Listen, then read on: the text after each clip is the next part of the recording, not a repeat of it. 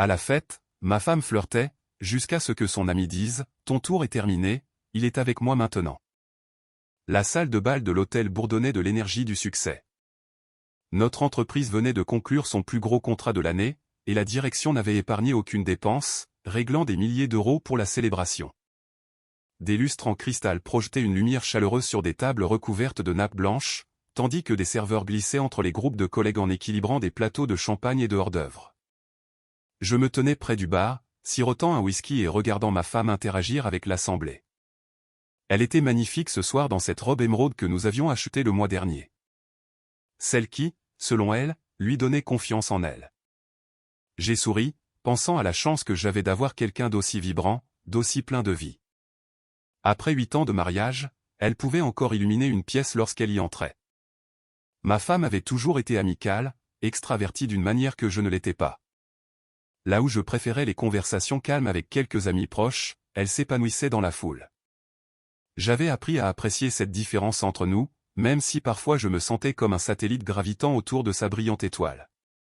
Ce soir, elle avait gravité vers Daniel du département marketing. Il était nouveau, peut-être 6 mois dans l'entreprise, et se comportait avec la confiance facile de quelqu'un qui n'avait jamais connu le rejet.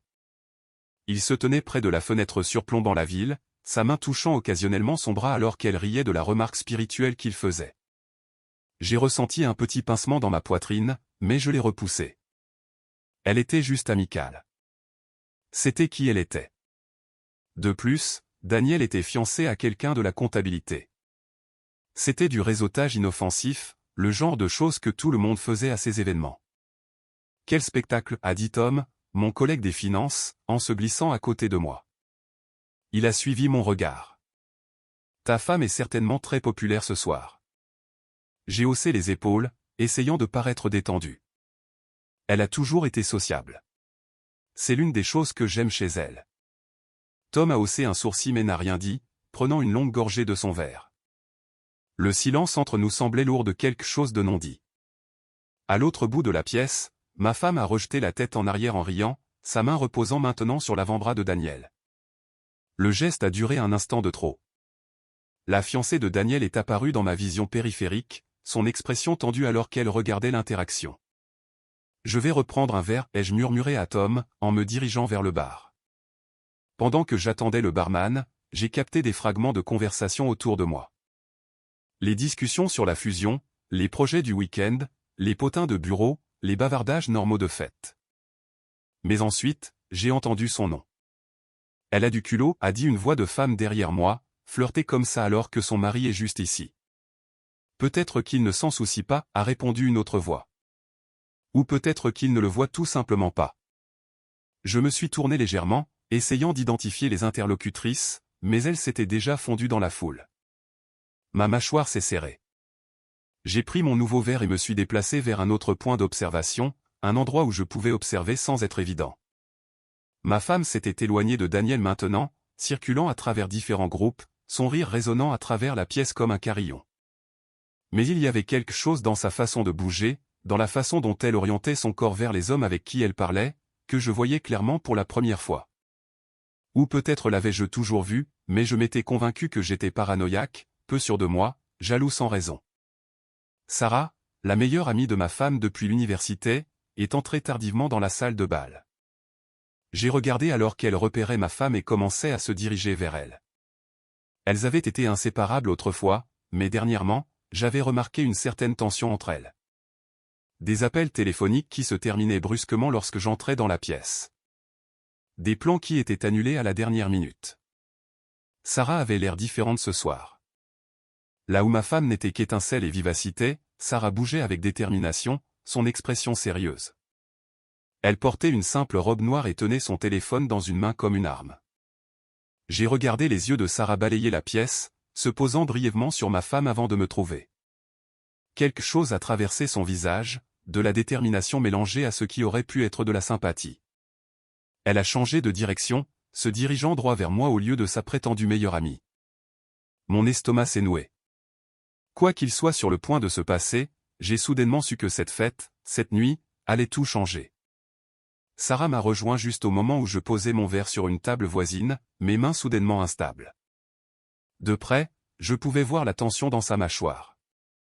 La façon dont ses yeux allaient et venaient entre moi et l'endroit où ma femme continuait de tenir court à travers la pièce.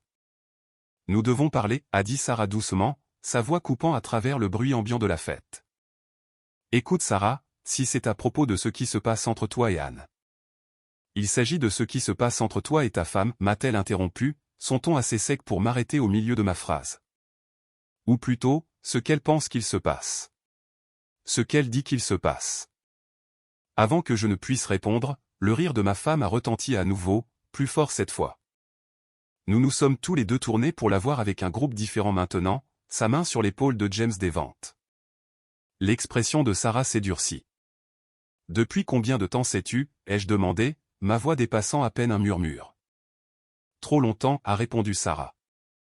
Je n'arrêtais pas de penser qu'elle arrêterait, qu'elle réaliserait ce qu'elle risquait, mais c'est devenu pire. Elle a fait une pause, prenant une inspiration. Elle pense que tu es aveugle. Elle le dit depuis des mois. Les mots m'ont frappé comme un coup physique. Le dire à qui? À moi, à d'autres amis dans notre groupe de discussion. Les doigts de Sarah se sont resserrés autour de son téléphone. Elle t'appelle celui qui est heureusement inconscient. Elle dit, tu es tellement désespéré de la garder que tu ignoreras tout ce qu'elle fait. J'ai senti le sang se retirer de mon visage. Autour de nous, la fête continuait, inconsciente du tremblement de terre qui se produisait dans ce coin de la pièce. Quelqu'un a fait teinter un verre pour un toast. Un autre éclat de rire a éclaté près de la table des desserts. Pourquoi me dis-tu cela, ai-je demandé, bien que je ne sois pas sûr de vouloir la réponse. L'expression de Sarah s'est légèrement adoucie. Parce que tu mérites mieux. Parce que je ne peux pas être amie avec quelqu'un qui traite son partenaire comme une blague. Elle a jeté un coup d'œil à son téléphone. Et parce que ce soir, elle est allée trop loin. Avant que je puisse demander ce qu'elle voulait dire, Sarah a attrapé mon bras doucement mais fermement et a commencé à marcher vers l'endroit où se tenait ma femme. Mon cœur tambourinait contre mes côtes. Je voulais me dégager, arrêter ce qui allait se passer, mais mes pieds ont continué à avancer. Ma femme nous a vus approcher. Pendant une fraction de seconde, quelque chose a vacillé sur son visage. De la surprise, peut-être de l'inquiétude, avant qu'elle ne la remplace par son sourire de fête. Vous voilà, s'est-elle exclamée, la voix enjouée. J'étais justement en train de parler à tout le monde d'eux. Ton tour est terminé, a annoncé Sarah, sa voix portant clairement à travers le cercle de personnes soudainement silencieux. Elle s'est rapprochée de moi, sa prise sur mon bras se resserrant. Il est avec moi maintenant. Le sourire s'est figé sur le visage de ma femme. La robe émeraude qui semblait si belle plus tôt paraissait maintenant criarde sous la lumière du lustre. Plusieurs personnes dans notre voisinage immédiat ont cessé de parler, sentant le drame. Sarah, qu'est-ce que tu as commencé ma femme, tentant un rire qui est sorti étranglé. Ne fais pas ça. Sarah l'a coupé. Ne prétends pas que tu ne sais pas exactement de quoi je parle. Elle a levé l'écran de son téléphone face à ma femme. Dois-je lire certains de tes messages à haute voix, ou préfères-tu t'expliquer?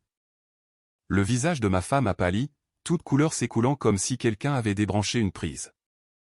Ses yeux se sont dirigés vers moi, puis vers Sarah, puis vers le public grandissant. Je pouvais voir son esprit s'emballer, essayant de calculer son prochain mouvement. Pouvons-nous s'il te plaît ne pas faire ça ici, a sifflé ma femme, essayant de reprendre le contrôle. Pourquoi pas? La voix de Sarah est restée stable, presque clinique. Tu n'as eu aucun problème à discuter de ton mariage ici. Tu n'as eu aucun problème à flirter avec la moitié des hommes dans cette pièce, convaincu que ton mari était, et je cite, trop pathétique pour y faire quoi que ce soit. Je n'ai jamais dit pathétique, a protesté ma femme faiblement. Tu as raison. Sarah a fait glisser l'écran de son téléphone. Le mot exact que tu as utilisé était soumis. Tu as dit qu'il était trop soumis pour jamais partir, peu importe ce que tu faisais. La petite foule autour de nous était devenue silencieuse. Je pouvais sentir leurs yeux sur nous, sur moi, attendant de voir comment j'allais réagir. Ma femme a tendu la main vers moi, ses yeux soudainement mouillés de larmes. Chérie, s'il te plaît. Elle sort les choses de leur contexte. Tu sais comment Sarah exagère. Montre-lui, a dit Sarah d'un ton neutre. Montre-lui les captures d'écran où je le ferai. La honte de ma femme est retombée. Sa bouche s'est ouverte et fermée. Aucun mot n'est sorti. Dans ce moment de silence, j'ai compris que tout ce que Sarah disait était vrai. Peut-être l'avais-je su quelque part au fond de moi, mais j'avais eu trop peur de le reconnaître. Je pense que nous devrions partir, ai-je dit doucement, en regardant ma femme. Maintenant, nous nous tenions dans le couloir de l'hôtel, loin de la fête, mais toujours capables d'entendre la musique étouffée et la conversation s'infiltrant à travers les murs. Les sons festifs semblaient obscènes maintenant, comme des rires à des funérailles. Ma femme s'est appuyée contre le mur, son maquillage soigneusement appliqué commençant à couler. Sarah se tenait à côté de moi, téléphone à la main, attendant. « S'il te plaît, a dit ma femme, d'une petite voix. Pouvons-nous simplement rentrer à la maison et parler de ça en privé? C'est ce sur quoi tu comptais, n'est-ce pas, a dit Sarah. Qu'il voudrait garder cela privé. Qu'il serait trop embarrassé pour faire une scène. C'est littéralement ce que tu nous as dit, que sa fierté le garderait silencieux. Les yeux de ma femme ont brillé de colère. C'est entre moi et mon mari, Sarah. Tu n'as aucun droit. J'ai tous les droits en tant que personne qui se soucie de lui, a répliqué Sarah. Quelqu'un devait lui dire la vérité puisque tu ne le ferais clairement jamais. J'ai levé la main, arrêtant la dispute. Montre-moi, ai-je dit à Sarah, ma voix creuse. Montre-moi ce qu'elle a dit. Sarah a hésité un instant, son expression s'adoucissant alors qu'elle me regardait. Es-tu sûr? J'ai hoché la tête, ne faisant pas confiance à ma voix. Elle a déverrouillé son téléphone et a commencé à faire défiler. Ma femme a fait un mouvement vers elle comme pour attraper l'appareil, mais je me suis interposé entre elles. Elle s'est arrêtée, enroulant plutôt ses bras autour d'elle-même. Sarah a tenu le téléphone pour que je puisse lire. La première capture d'écran montrait un groupe de discussion nommé Soirée Filles avec 5 participantes, dont ma femme et Sarah. Les messages dataient d'il y a 3 semaines. Ma femme, encore un dîner d'entreprise ce soir. Devinez qui sera assis à la maison à jouer à des jeux vidéo? Visage avec des larmes de joie. Amien, est-ce qu'il dit quelque chose parfois?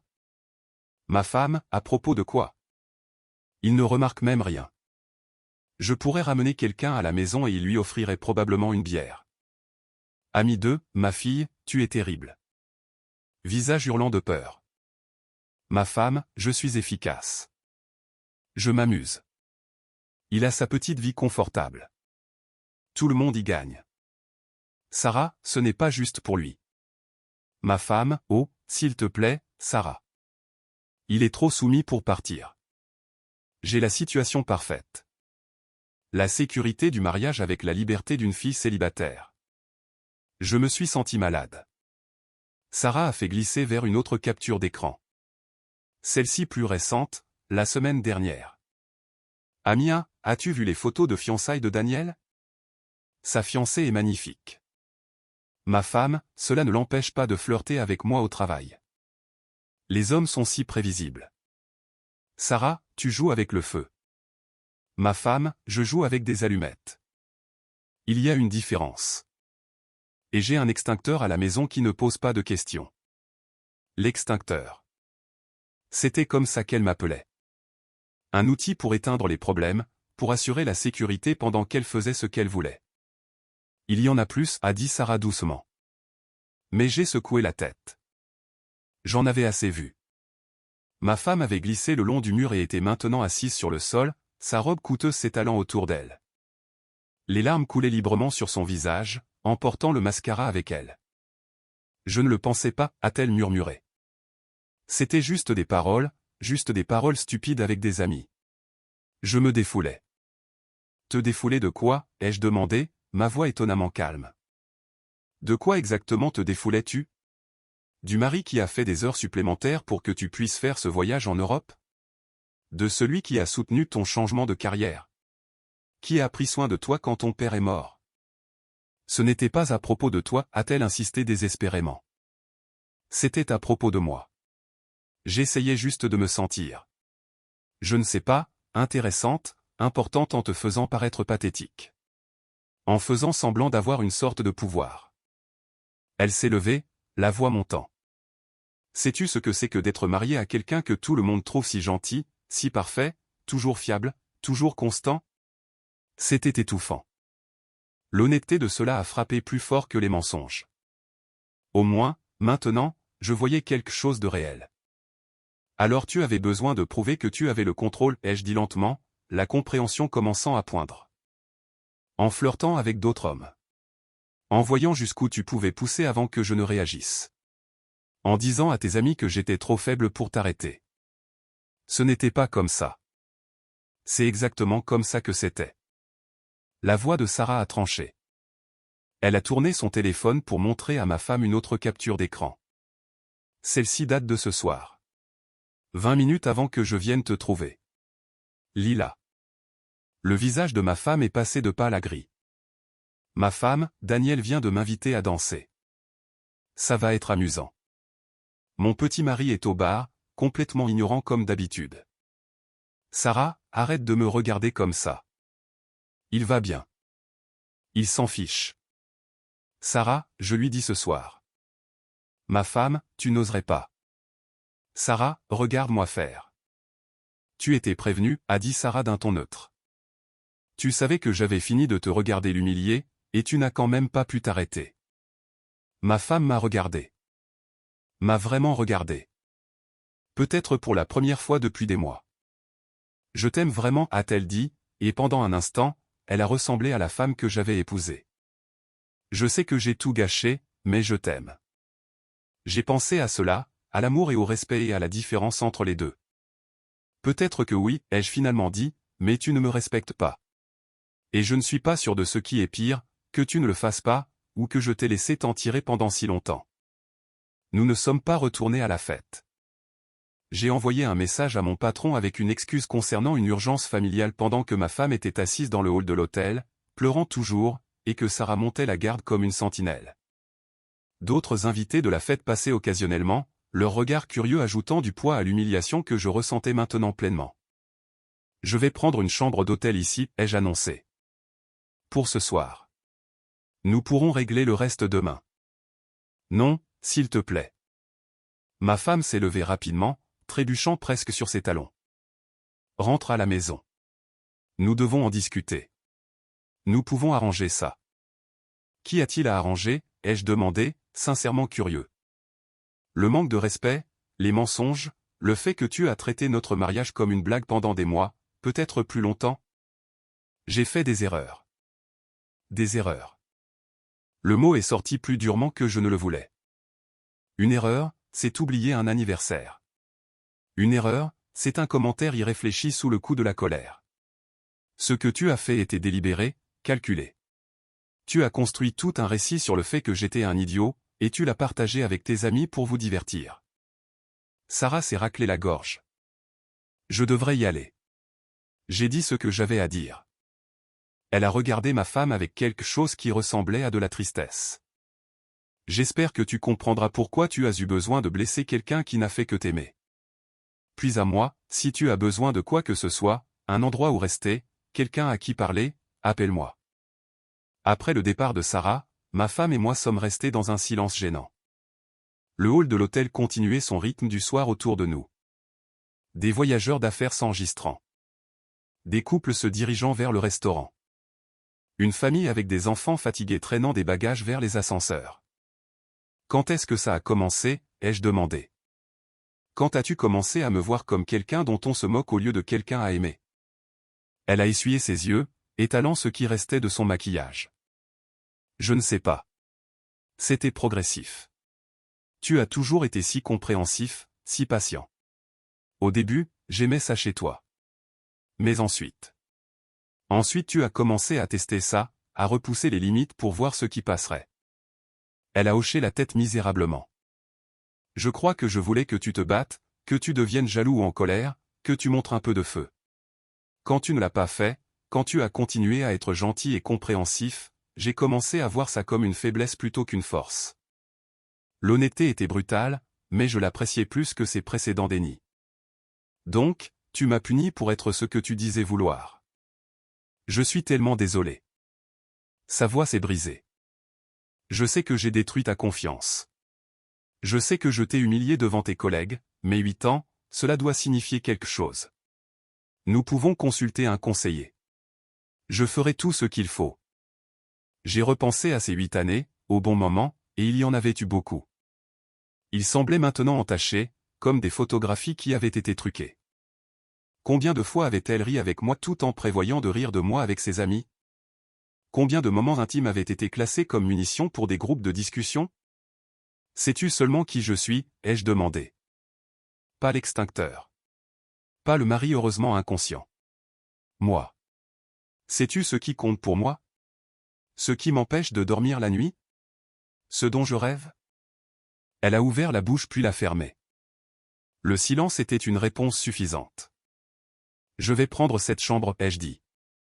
Rentre à la maison.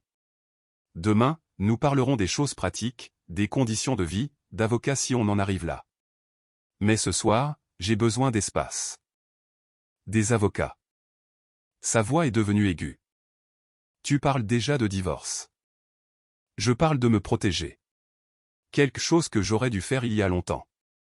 Alors que je me dirigeais vers le bureau de la réception, elle m'a interpellé. Je ne suis pas la méchante ici. J'ai fait des erreurs, mais tu n'étais pas parfait non plus. Tu étais si passif, si content de laisser la vie suivre son cours. Je me sentais invisible. Je me suis retourné. Alors tu as fait en sorte que tout le monde te voie. Tout le monde sauf moi. J'ai fait une pause. C'est la partie qui fait le plus mal. Tu n'es pas venu me parler de tes sentiments. Tu es allé voir tout le monde d'autre. Tu as fait de moi le dernier à savoir que mon mariage échouait. La réceptionniste, visiblement mal à l'aise face au drame conjugal qui se déroulait dans son hall, a rapidement traité ma demande de chambre.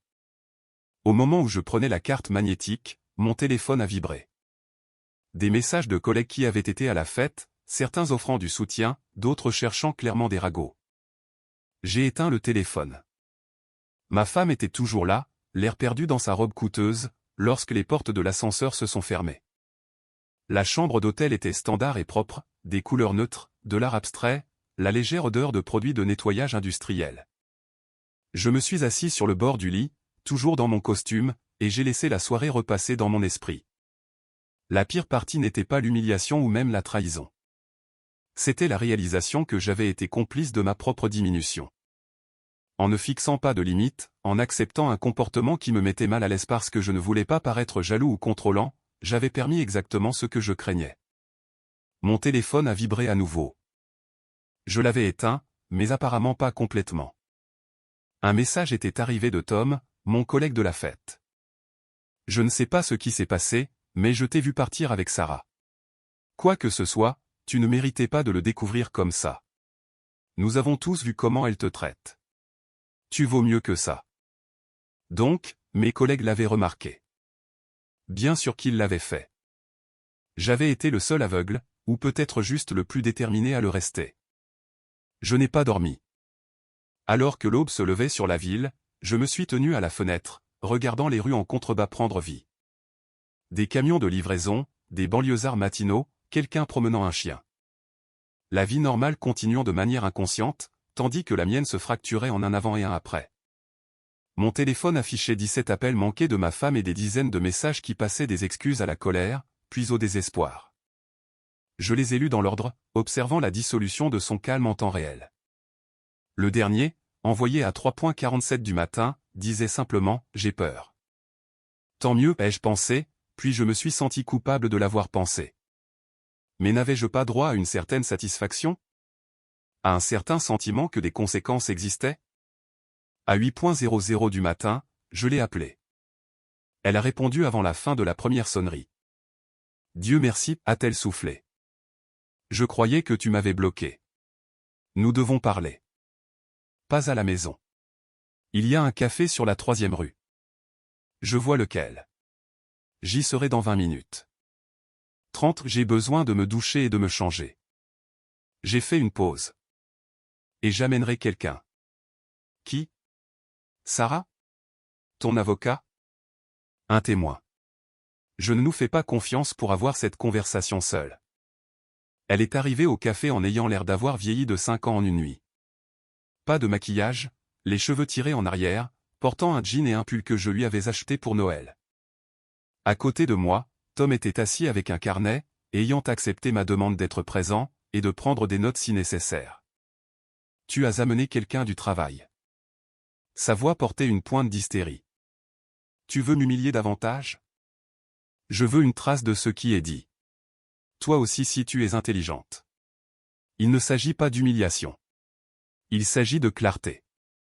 Nous avons commandé un café dont aucun de nous ne voulait vraiment et nous nous sommes assis à une table de coin. Les habitués du samedi matin tapaient sur des ordinateurs portables et lisaient des journaux autour de nous, offrant l'illusion d'intimité à travers le bruit blanc de la normalité. J'ai réfléchi toute la nuit, a commencé ma femme, ses mains enroulées autour de sa tasse comme si c'était la seule chose qui la maintenait ancrée. À pourquoi j'ai fait ce que j'ai fait. À ce que je veux vraiment. Et je veux que notre couple fonctionne. Mais je comprends si tu ne peux pas me pardonner. Je comprends si tu as besoin de temps. Elle a jeté un coup d'œil à Tom, manifestement mal à l'aise avec sa présence. Je suis prête à suivre une thérapie de couple, une thérapie individuelle, tout ce dont tu as besoin pour me refaire confiance. Ce n'est pas comme ça que fonctionne la confiance, ai-je dit. Tu ne peux pas reconstruire quelque chose que tu as délibérément démoli. Tu ne peux que construire quelque chose de nouveau. Alors nous construirons quelque chose de nouveau. Elle a cherché ma main, mais je me suis reculé. Son expression s'est effondrée. S'il te plaît, 8 ans. Nous avons traversé tant de choses ensemble. Nous avons traversé des choses l'un à côté de l'autre, ai-je corrigé. Mais je ne suis pas sûr que nous les ayons traversées ensemble. Pas vraiment. Pas avec le respect que cela exige. Tom a bougé inconfortablement mais a gardé le silence, son rôle étant clair. Témoin, pas participant. Le calme de ma femme s'est finalement complètement brisé. Qu'est-ce que tu veux de moi? Tu veux que je supplie? Très bien. Je t'en supplie. Tu veux que j'admette que j'ai été cruel et stupide et que je t'ai pris pour acquis? Je l'admets. De quoi d'autre as-tu besoin? J'ai besoin que tu comprennes qu'il ne s'agit pas de ce que tu as fait la nuit dernière. Il s'agit de qui tu as été pendant des mois, peut-être des années. Il s'agit d'un schéma d'irrespect si profond que tu l'as partagé avec tes amis comme si c'était un divertissement. Je sais. Je n'ai pas terminé. Ma voix est restée neutre mais ferme. Tu dois comprendre que je ne suis pas la même personne qui est entrée à cette fête hier. Cette version de moi t'aurait trouvé des excuses. Se serait convaincu qu'il réagissait de manière excessive. Cette version. J'ai croisé son regard. Cette version connaît sa valeur. Elle a sangloté ouvertement maintenant, ne se souciant plus du lieu public. Alors c'est tout. Tu as déjà décidé. Non, ai-je dit, nous surprenant tous les deux. J'ai décidé que je ne pouvais pas encore décider. J'ai besoin de temps. Du vrai temps, pas un week-end. Et j'ai besoin d'espace. Je vais rester avec mon frère pendant un certain temps. Combien de temps? Je ne sais pas. Quelques semaines, peut-être plus. Pendant ce temps, je ne veux pas d'appel téléphonique, sauf si c'est pour des raisons logistiques. Je ne veux pas de promesses ni de négociations. J'ai besoin que tu restes avec ce que tu as fait et que tu découvres si tu sais même pourquoi tu l'as fait. Et ensuite? Et ensuite nous verrons. Peut-être essaierons-nous de consulter. Peut-être avancerons-nous séparément. Peut-être quelque chose entre les deux. Je me suis levé. Mais quoi qu'il arrive, ce sera sur des termes de respect mutuel, ou ça n'arrivera pas du tout. Tom et moi l'avons laissée assise là. Alors que nous atteignions la porte, je l'ai entendu dire doucement, « Je t'aime vraiment, tu sais. » Je me suis retourné. Elle avait l'air petite et brisée. Rien à voir avec la silhouette étincelante de la fête. Je crois que oui, mais l'amour sans le respect n'est qu'une autre forme d'exploitation, et j'en ai fini d'être exploité. 2 mois plus tard, nous avons signé les papiers du divorce dans le bureau d'un avocat en centre-ville. Elle a pleuré. Pas moi. Nous avions essayé 3 séances de conseil, mais le problème fondamental demeurait. Elle voulait être pardonnée pour que la vie puisse revenir à la normale. Tandis que je comprenais que la normale avait toujours été le problème. Le divorce s'est fait à l'amiable, relativement rapidement, et de manière équitable. Elle a gardé l'appartement. J'ai pris la voiture et la plupart des économies. Elle a accepté sans se battre, comprenant peut-être qu'elle avait perdu le droit de négocier. Sarah a appelé le lendemain du dépôt des papiers. « Comment vas-tu » ? « Mieux que ce que j'attendais, ai-je dit honnêtement. Triste, mais pas dévasté. Plus soulagé qu'autre chose. Bien. Tu mérites mieux. Une pause. Je suis désolé d'avoir attendu si longtemps pour te le dire. J'aurais dû dire quelque chose plus tôt. Tu me l'as dit quand j'étais prêt à l'entendre. Peut-être pas un jour plus tôt. Je le pensais vraiment. 6 mois après la fête, je suis tombé sur mon ex-femme dans une librairie. Elle était avec quelqu'un de nouveau, riant de la même manière étincelante. Quand elle m'a vu, le rire s'est éteint. Nous avons échangé des banalités maladroites. Elle allait bien. Son nouveau travail était super. Elle espérait que j'étais heureux. Je le suis, ai-je dit. J'y arrive en tout cas. Alors que je m'éloignais, je l'ai entendu dire à son compagnon, c'est mon ex-mari. J'ai vraiment tout gâché. Au moins, elle avait enfin compris. Je fréquente quelqu'un maintenant. Quelqu'un qui pense que ma stabilité est une force, pas une faiblesse à exploiter.